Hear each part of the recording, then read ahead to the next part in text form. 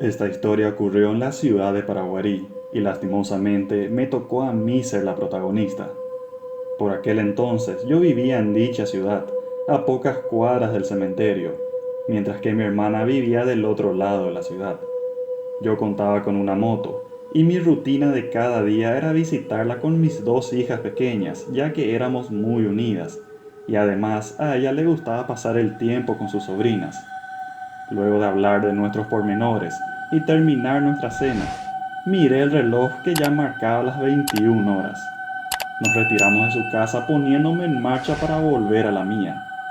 Aquella noche, recuerdo perfectamente que era una noche de invierno, bastante fría. Casi no había personas por la calle. Apenas se divisaban algunos pocos estudiantes de la facultad, aguardando el último colectivo. Cuando me situé frente a la cancha del Club Sudamérica, observé como a 20 metros, en la esquina de una estación de servicios, unas personas subían a un colectivo desde la parada. Hasta ahí todo bien. Yo me había detenido para dar paso a unos transeúntes cuando de repente no podía creer lo que veía. Un hombre vestido totalmente de blanco estaba parado en la vereda, y no sé por qué, pero me dio una sensación de terror. No podía ver ni una parte de su rostro, ya que llevaba una capucha. Grande fue mi sorpresa cuando el hombre dio unos pasos hasta salir al asfalto y posicionarse frente al colectivo que ya había tomado buena velocidad. Mi corazón se detuvo. No pude gritar siquiera. Tampoco podía saltar de la moto para ir hacia él, ya que tenía a mis hijas conmigo. Pero como otro suceso raro, el chofer no atinó a frenar y ni siquiera bocinó. Simplemente siguió su camino, y segundos antes de lo que pensé que acabaría en un choque, cerré mis ojos esperando oír el sonido del impacto. Pero luego, nada. El colectivo se alejó y al abrir mis ojos no había rastros de aquella persona de blanco por ningún lado. No estaba desparramado por el asfalto ni nada por el estilo. Fue como si solamente yo lo haya visto. Liberé un poco a mis hijas del fuerte abrazo que les daba, y con las manos temblorosas y la respiración agitada, decidí seguir mi camino porque no estábamos congelando. Yo aún seguía conmocionada por lo que pasó, y hasta comencé a dudar si no había sido todo producto de mi imaginación. Luego de avanzar unos metros, alcancé el cementerio. Mientras pasaba por el frente, debo admitir que nunca en mi vida sentí tanto terror como en aquel momento. Ese hombre de blanco, que hacía nada más minutos se había parado frente al colectivo para luego desaparecer, ahora se encontraba sentado sobre la muralla del camposanto. Estaba inmóvil, y aunque no podía ver su rostro a causa de la capucha, tenía la certeza de que sus ojos invisibles estaban clavados en mí. No pude creer cómo me animé a acelerar a causa del susto.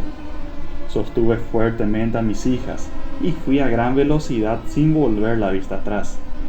Al llegar a casa y sin decir nada a mis pequeñas, las acosté a mi lado, nos tapamos por completo y dejé la luz encendida toda la noche.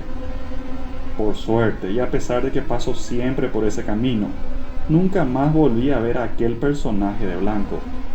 Siempre que se lo cuento a mi hermana o a cualquier otra persona, un escalofrío recorre mi cuerpo y me hace pensar sobre qué trágica muerte habrá obligado a esa pobre alma en pena a seguir vagando por este mundo. Sí. Esto me ocurrió hace aproximadamente 14 años en la ciudad de J. Augusto Saldívar. Yo trabajaba como empleada doméstica en la casa de mi hermana que acababa de casarse. La zona donde se mudaron luego de la boda era un lugar que recién empezaba a habitarse, con apenas unos pocos vecinos situados a varios metros de nosotros. En ocasiones, ya que el marido de mi hermana solía ausentarse varios días por trabajo, por comodidad yo optaba por quedarme a dormir en su casa. En una de las tantas noches que pasé ahí, una en particular es la que me empuja a contarles esta historia que hasta el día de hoy me tiene bastante traumada. La casa era totalmente de madera, hasta que luego consiguieron construir una casa con mejores materiales a varios metros dentro del mismo terreno, siendo que la casa de madera era un poco más fresca y que las noches eran bastante calurosas. yo me quedé a dormir ahí para sortear el calor lo máximo posible. Debo añadir también que la casa de madera estaba construida bajo un frondoso árbol de mango. Al acostarme esa noche, todo iba normal. Los ruidos eran los típicos de una noche de verano, pero de repente esos ruidos fueron cambiando a pisadas, pisadas que parecían direccionarse hacia mí. La puerta estaba frente a mi cama y justamente esas pisadas parecieron detenerse detrás de la puerta. Al principio, a pesar del latente miedo que se iba apoderando de mí, me puse a pensar en que esas pisadas solo eran un producto de mi imaginación y que debía dormirme. Pero lejos de calmarme, los pasos fueron incrementándose y a esos sonidos también se sumó otro, el de algo arañando las paredes de madera. Todo eso duró como unos 10 minutos. Se imaginarán el miedo que tenía, que no pude hacer otra cosa más en todo ese tiempo que esperar en mi cama a que esos sonidos se detuvieran. Cada ruido era un martirio para mí. Cuando, por arte de magia, en un momento dado, los sonidos cesaron y reinó un silencio absoluto.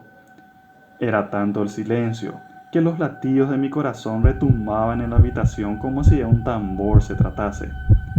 Cabe destacar que las paredes tenían algunos agujeros pequeños por los cuales se podía ver el exterior. Todavía no había pasado un minuto desde que cesaron los sonidos, hasta que de vuelta volví a escuchar más pasos. Lo peor de todo fue que esta vez sí decidí levantarme a ver lo que pasaba, pero grande fue mi sorpresa al darme cuenta de que mi cuerpo se encontraba totalmente paralizado. Solo podía mover mis ojos y nada más. Ni siquiera podía emitir un grito de auxilio para que mi hermana o quien sea venga hasta mí. Cuando alcé la vista, por uno de los agujeros pude ver los ojos más aterradores que vi en mi vida. Eran unos ojos como de fuego, como llamas ardientes. Quise hacer la señal de la cruz, pero no pude mover mis brazos, y en ese momento, lo que estaba del otro lado observándome con esos ojos inyectados de fuego, traspasó las paredes y pasó por sobre mi cuerpo inmóvil. Las únicas descripciones que puedo dar sobre aquel espectro fue que no tenía forma de nada. Era más bien como una sombra negra, pero al tacto parecía ser algo peludo. Era bastante frío, casi helado. Eso me paralizó más de lo que ya estaba. Hasta pensé que estaba viviendo los últimos segundos de mi vida. Lo único que pude hacer fue rezar en mi cabeza. Recé por varios minutos hasta que luego de un rato pude por fin liberarme de esas ataduras invisibles y salí corriendo hasta la casa de mi hermana que estaba a varios metros. Golpeé desesperadamente la puerta hasta que ella salió a recibirme. Se preocupó bastante ya que yo estaba totalmente pálida y la voz aún no me salía. Quería gritar para liberar el terror que invadía mi cuerpo, pero simplemente no podía. Recién después de unas horas, pude hablar y contarle todo a mi hermana que quedó más que impactada. Como nosotros éramos nuevos en el barrio, no conocíamos el aterrador pasado que envolvía el lugar. Investigando, nos enteramos de que en el árbol de mango, hace unos años, un muchacho se había colgado de una de sus ramas. Probablemente fue el espíritu del joven lo que se había manifestado de esa manera tan siniestra. No pasó mucho para que mi hermana y su marido se mudasen del lugar y obviamente yo volví a mi casa. Tanto ellos como yo nunca más pasamos por aquel lugar, quedando el hecho prácticamente olvidado para los demás, pero no para mí. Esos ojos hasta hoy día se me aparecen en mis sueños y lo único que puedo hacer desde la distancia es orar por aquella alma sufriente para que pueda descansar en paz. Si les gusta este tipo de relatos, por favor háganmelo saber en los comentarios. Y si tienen relatos similares de experiencias paranormales propias, pueden escribirme a mi correo que figura en mi perfil y con gusto los leeré y haré un relato de sus historias.